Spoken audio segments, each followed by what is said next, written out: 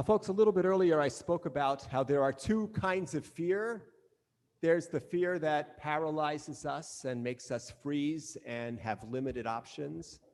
And then there's the fear that encourages us to take a step back and understand how to move forward. The first in Hebrew is encapsulated by the word pachad, which I would interpret as panic. And the second is encapsulated by the word yirah, which is awe. And awe is something that I would advocate for us moving to a place where we approach our surroundings with less panic and more of a sense of perspective. So we read, of course, about the 10 scouts who, it seems, were overtaken by panic. They saw this land that was filled with giants. They said this land is Eretz Ochelet Yoshveha. It's a land that eats up its people, and we can't go there. They were so overcome by their pachad that it didn't occur to them that there was any other way to approach this situation besides absolute retreat. So I wanted to just reflect with all of us about two situations, two realms that cause us to be afraid, and how is it that we can move from pachad, from panic, to yirah, from the kind of appreciation of awe that doesn't paralyze us but allows us to move forward. So the first realm, of course, has to do with our response to emerging from this pandemic. Each and every one of us has a different degree of nervousness around this, and we know we do. So I think it's important for us, at least to ourselves, to acknowledge the fears that we have. We lived through a year that was a very dangerous year. This was not a joke. Many people were sick. Many people died from this illness.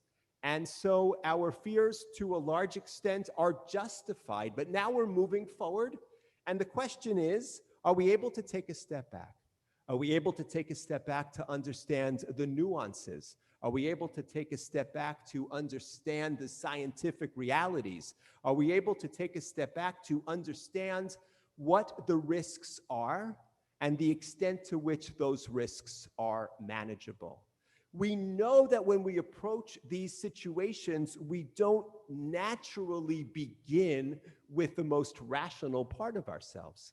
We are not wired to lead with our rational capacity. We are wired often to be responsive to our panic, to our desire to flee, our flight response, if you will.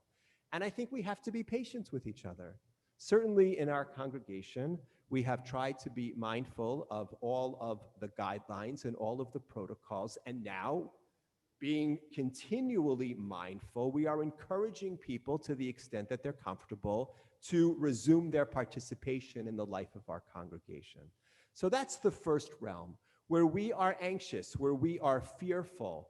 And I encourage all of us to move from pachad to yirah, from a sense of panic, freezing in place, oh my goodness, I cannot move forward, to yirah, taking a step back, recognizing that there's something very awesome about what we are asked to do right now, which is to resume our lives. And I believe that with proper patience and with a proper sense of perspective, we can move forward.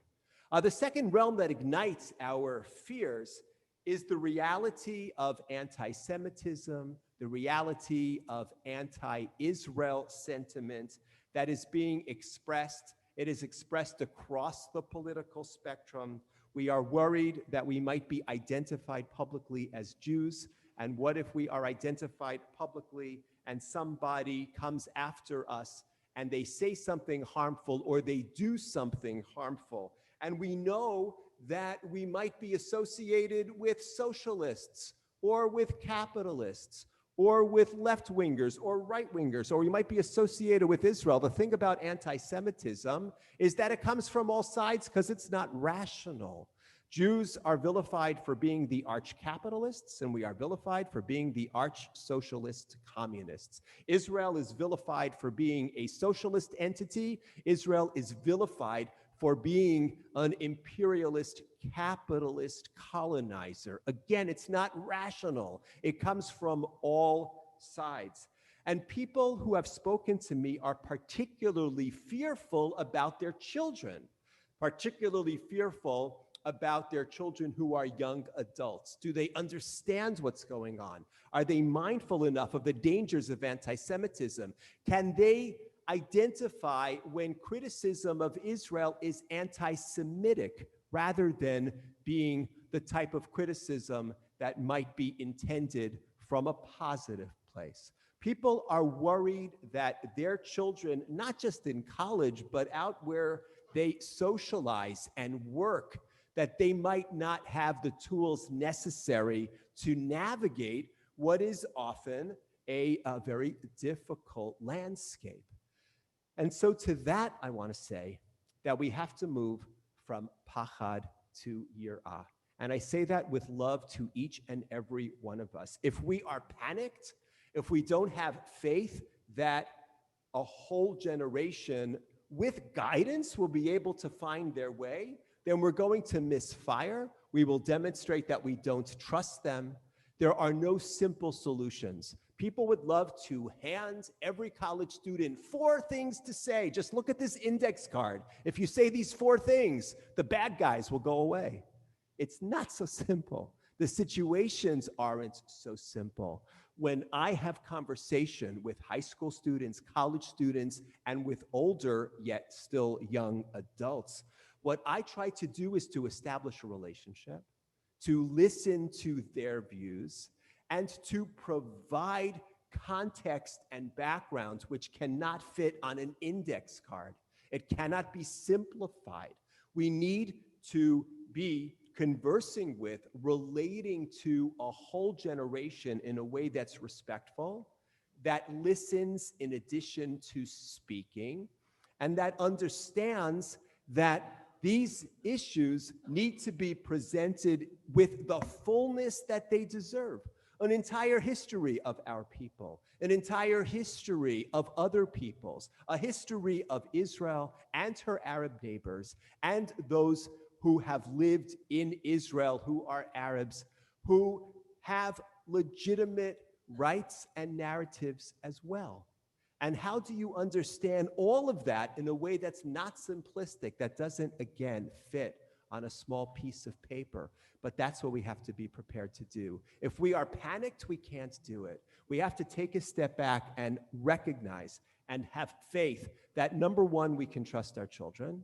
Number two, we can trust our product, which is that Eretz Yisrael is a wonderful place that has every right to exist and to thrive, and will continue to exist and to thrive, even though it's not perfect. And admitting the imperfections as part of that story will, in the end, add legitimacy that our very thoughtful and intelligent young adults will come to appreciate. So I want to encourage us overall to try to transcend our panic. My goodness, there are many, many things in this world that make us panic, and legitimately so. When we are facing circumstances that are truly unlivable, we panic, and that's okay. But if we stay there, that's not a good thing. So I urge us, as we look forward to a new month, I urge us to recognize that fear is a part of life, but the fear that expresses itself in pachad, the fear that makes us freeze up, that's not a healthy fear. Rather, yirah causes us to take a step back, to recognize, wow, it's an amazing world out there. There are things that are terrifying, and there are things that are exciting. There are things that hold us back, and there are opportunities to move forward. That's what allows us ultimately to take the steps that we need to take, midor ledor, from one generation to another. Shabbat shalom.